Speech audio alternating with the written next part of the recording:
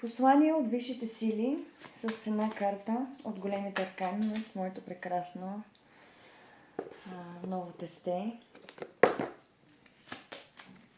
И сега нека видим какво иска да ни кажа днес висшите сили, какво е посланието.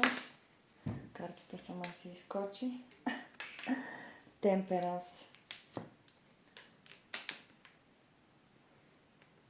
Справяш се отлично с това да се учиш да овладяваш емоциите си, да ги разбираш, да разбираш това, което емоциите идват да ти кажат в твоя живот.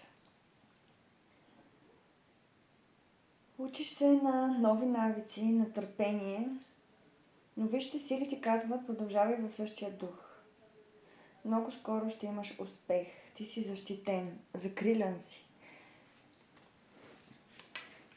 Помагаме ти с каквото е необходимо и те водим по този път на овладяване на твоят вътрешен свят. Път на баланс, на мир и на хармония. Път на изцеление. Вижте колко е красива картата. Един път на изцеление, път по който ти ще бъдеш в пълния си блясък и ще откриеш своя вътрешен мир, баланс и хармония и лекота от живота.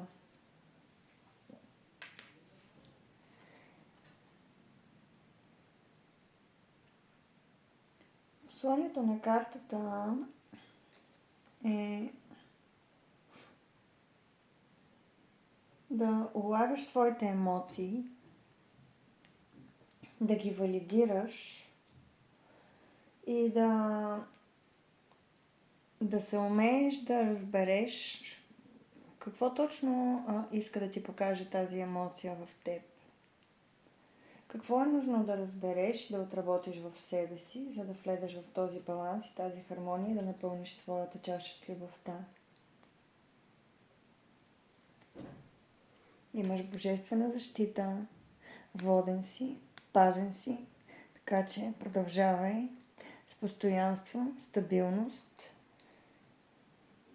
да внедряваш новото в живота си и да се стремиш към това, което искаш. То ще бъде постигнато.